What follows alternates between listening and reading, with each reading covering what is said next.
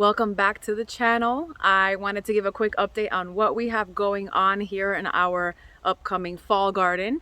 I started some seeds a couple of weeks ago for fall planting, and then I am going to be starting new seeds in a couple of weeks, possibly this week, for winter growing. So here's what we have going on.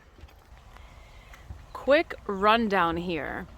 These are all in containers because I've mentioned this in my previous videos, but we are planning on moving, so I didn't want to plant anything in ground.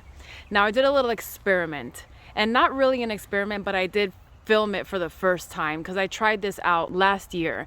But I planted sweet potatoes in here, and one sweet potato had already sprouted eyes. And when I say I planted sweet potatoes, I mean organic sweet potatoes. And I went ahead and buried that in the soil. This is a 20-gallon container. But then my other sweet potatoes, because it was from a recent harvest, and they were much smaller than I would have wanted to cook with, so I used those smaller ones as seed potatoes. And I didn't grow slips, I didn't wait for them to sprout eyes, I did nothing like that. I just buried them in this container. All of them sprouted. So if you ever doubted that would be possible, please know that it's absolutely 100% possible to do. You don't have to grow slips. I'm sure there are benefits of doing it. However, this is the easy way, and it has worked for me. I was able to get really nice sized sweet potatoes this year from my planting last year, and I'm hoping to get the same from this 20-gallon container. My celery, I actually planted this from scraps from the grocery store. So I cut the base, I kept the root side, put it in soil, and now we've got new plants forming here. Some of these are older plants that I've had for the past year, but for the fall planting, let me show you. I've got ají dulce peppers. Still, I have more seedlings. I wanted to save a few in case some of them didn't make it. So for instance, I had up potted these recently. I made a short on showing how I up pot peppers, and one of them didn't make it. So this one here is still doing really good. So what I'm going to do is I'm going to replace the one that didn't make it with one of these guys here. And they do have their true leaves now, so it should be safe for transplant. I've got my little red onions here, which I have to grow more. I planted a lot more, but only 2 sprouted, so I don't know if that has to do with the seeds that I was using or what. And I did another little experiment with an onion bottom. So I cut the bottom of a red onion and I planted it in soil, and I allowed it to sprout the little onion tops. And what I'm going to do is I'm just going to use this specifically for the tops. So this will be kind of like a green onion replacement. It has a stronger flavor than green onion, so it's really good if you want to put it in pestos and stuff like that to give it like a really good kick. Very, very good.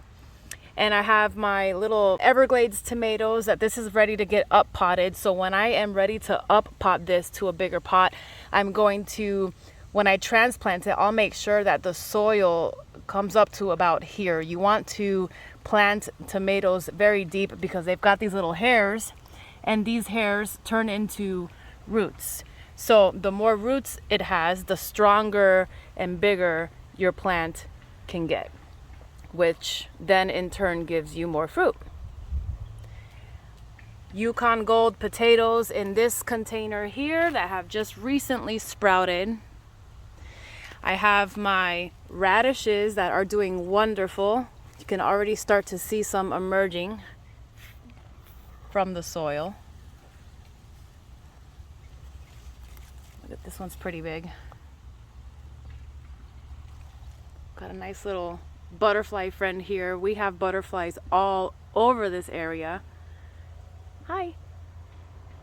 I've got my fennel doing really good with some radishes that are planted around the edge of that container. Oh, hello.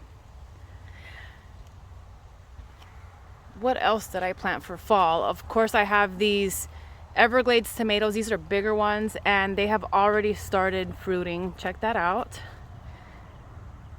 Look at the baby. Hi. Back here I have some more peppers forming. These are mini bell peppers and they actually turn red very, very quickly. I had stevia in here and it has gone to flower, so I'm going to save the seeds shortly and plant new stevia plants. So I'm going to show you what didn't work. I removed a passion fruit plant or vine. It was a smaller one. It was a different variety. I have a yellow and a purple. My purple passion fruit is growing on an arch trellis and it is enormous. It's huge. My yellow one, because it was in a partial shade, partial sun, it didn't grow as much. And so because of the move, I wanted to go ahead and just put it in a pot, hopefully let it just chill out until we move, and then I'll put it in ground in the next location. However, it didn't do too well. So let me show you what that looks like, because it lost all of its leaves and it looks like she's on her way down. It looks like she's about to die. So here she is, and it's been reduced to basically 2 sticks. And it's still alive because they're still green. You know, when you scratch it, the stem, you know, you still have the green growth. And so I also see new growth down here. So like at the base, let me try to get a good angle here without cutting myself. I have a pineapple that I'm trying to do this over, and this pineapple is super sharp. But see this new growth right here? This gives me hope that this passion fruit will do just fine. So I'm going to leave it there, and hopefully new growth will, you know, set in and we should be good on that. I've got my raspberry here. It hasn't started fruiting yet, it's just growing its foliage. Have my Meyer lemon and my 2 blueberry bushes here. I'm about to start planting seeds, like I'm going to do cabbage, broccoli, carrots. I'm gonna do a whole bunch of herbs like cilantro. Cilantro likes cooler weather. So out here in Florida, if you're trying to grow it in the spring or summer, it's going to bolt really fast. And right now is a really good time to plant it. I mean, there are a certain special group of taste buds out there that think cilantro tastes like soap. I'm not one of them. I absolutely love cilantro. It's probably one of my favorite all-time herbs aside from sage. But let me show you something here. I'm a big fan of chop and drop. So meaning if I have excess crops, like for instance, if I have one too many eggplants, or maybe I have an eggplant that went too long on the plant and it's too far gone for me to harvest, and I don't want to save its seeds, for instance, I will cut that off and I will bury it and have it just decompose in the ground next to other crops, and it'll directly feed those other crops as it decomposes. It provides nutrients back into the soil. It feeds the earthworms that are in ground, and it also feeds your plants. I tried to do it with sweet potatoes, but instead of the sweet potato decomposing, what it did was it just sprouted. So now I have these little random sweet potato sprouts all over the place, and I hope that it doesn't get out of control. But I want to show you what this looks like here. All right, so I had buried this over by my banana tree. See how we have the little pup right here? We've got another little banana pup right there.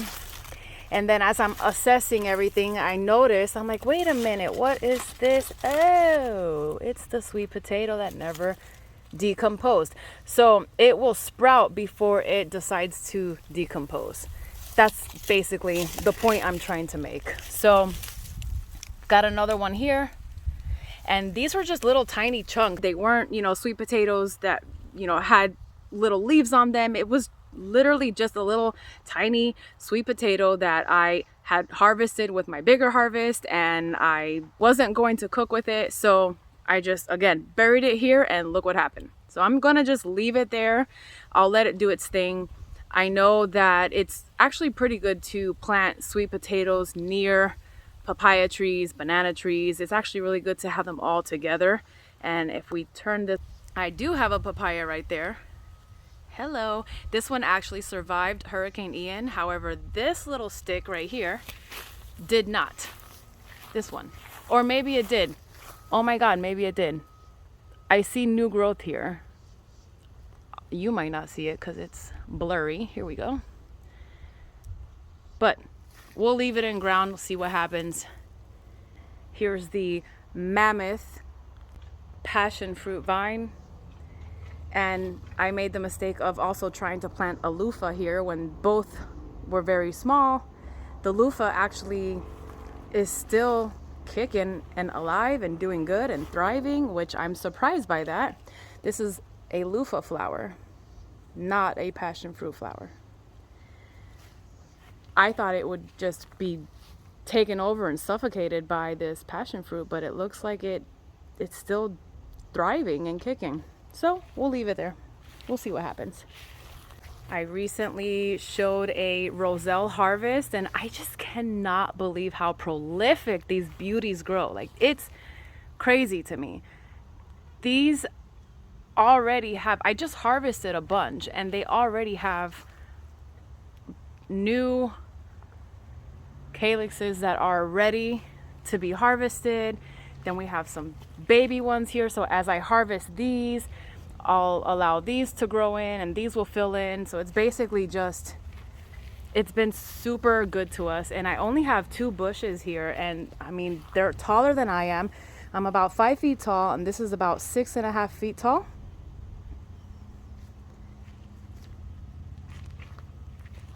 The flowers are very similar to okra flowers. I find them absolutely stunning. Check it out. So that's basically the main update, and I'll check with you guys again in another few days. As always, thank you so much for watching and supporting my channel.